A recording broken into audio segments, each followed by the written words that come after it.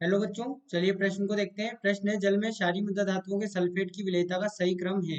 विकल्प है beryllium is greater than, calcium is greater than, magnesium is greater than, barium is greater than, strontium. विकल्प है magnesium is greater than barium is greater, beryllium is greater than, barium is greater than, calcium is greater than, strontium. और विकल्प सी दिया गया है beryllium is greater than magnesium is greater than, calcium is greater than, strontium is greater than barium. और विकल्प D दिया गया है magnesium is greater than, calcium is greater than, barium is greater than, beryllium is greater than, strontium. तो देखिए यहाँ पर हम बात करें प्रश्न की मुख्य अवधारणा की। मुख्य अवधारणा, तो यहाँ पर देखिए हमें कुछ पॉइंट्स याद रखने हैं।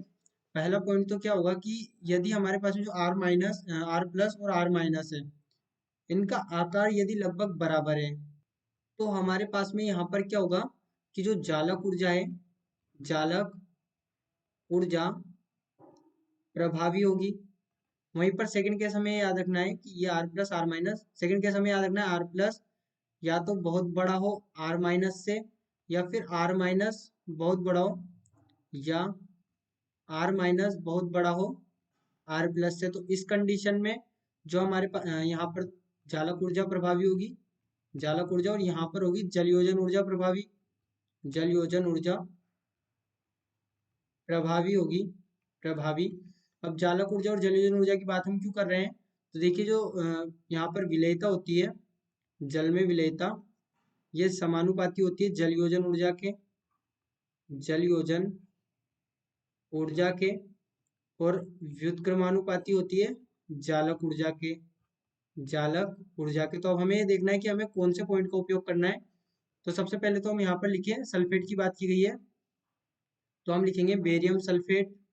उसके पश्चात मैग्नीशियम सल्फेट, मैग्नीशियम सल्फेट। उसके बाद में हमारे पास में यहाँ पर होगा कैल्शियम सल्फेट, स्ट्रोंशियम सल्फेट, और यहाँ पर ही हो जाएगा बेरियम सल्फेट।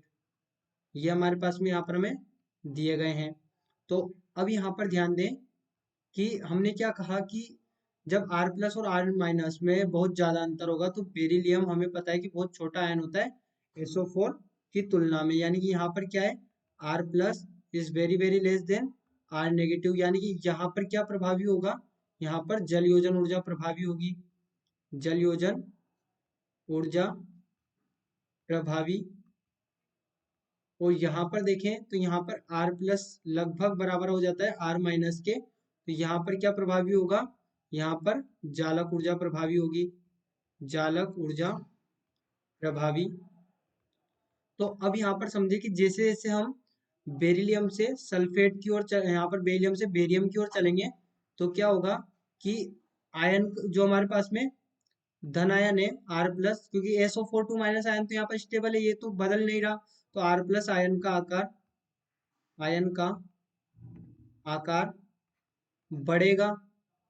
और जैसे जैसे इसका आकार बढ़ेगा, तो जो जालक ऊर्जा है, जालक ऊर्जा को देखिए हम लेटाइज एनर्जी से यहाँ पर दर्शाते हैं, और जल योजन ऊर्जा को हाइड्रेशन एनर्जी हम यहाँ पर कहते हैं। तो जो हाइड्रेशन एनर्जी है वो क्या करेगी, जैसे जैसे आर प्लस बढ़ेगा, तो यहाँ पर क्या होगा कि हाइड्रेशन एनर्जी डिक्रीज करेगी, क्योंकि जल योजन ऊर्जा क्या होती है, जल योजन ऊर्जा आकार के व्युत्क्रमानुपाती भी है।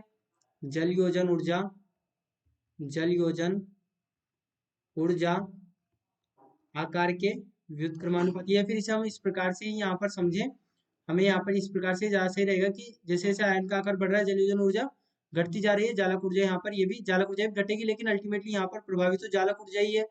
तो हमने क्या कहा कि जालक ऊर्जा व्युत्क्रमानुपाती है विलेयता के, और विलेयता के व्युत्क्रमानुपाती यहाँ पर जालक ऊर्जा प्रभावी, यानी कि इसकी तो विलेयता सबसे कम हो जाएगी। जो हमारे पास में बेरियम सल्फेट है, इसकी विलेयता तो सबसे कम हो जाएगी, और जालक ऊर्जा यहाँ पर प्रभावी है। और जालक ऊर्जा प्रभावी होने के कारण क्या होगा कि विलेयता यहाँ पर जलयोजन ऊर्जा प्रभावी है, जलयोजन ऊर्जा किसके समानुपाती है, विलेयता के। तो यहाँ पर जलयोजन ऊर्जा के ये समानुपाती है, तो बेरियम सल्फेट हमारे पास में सबसे अधिक होगा, यहाँ पर विलेयता अधिक होगी सबसे। अब जैसे जैसे हम नीचे चलेंगे समूह में, तो आयनों का आकार में डिफरेंस कम होता जाएगा, जालक ऊर्जा प्रभावी होती जाएगी। और जैसे जैसे जालक ऊर्जा प्रभावी होती जाएगी, तो ये विलेयता को कम करने लगेगी, क्योंकि जालक ऊर्जा क्या है, विलेयता के व्युत्क्रमानुपाती।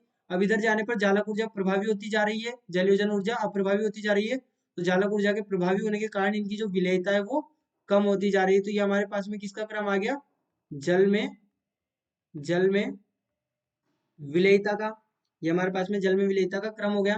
तो अब हम यहाँ पर क्या कर सकते हैं कि beryllium, magnesium calcium, strontium, barium. ये हमारे पास में विकल्प सी यहाँ पर सही उत्तर होगा, जो कि क्षारीय मृत धातु की सल्फेट की विलेयता का सही क्रम होगा। तो बच्चों आशा करते हैं आपको प्रश्न समझ आया होगा। धन्यवाद।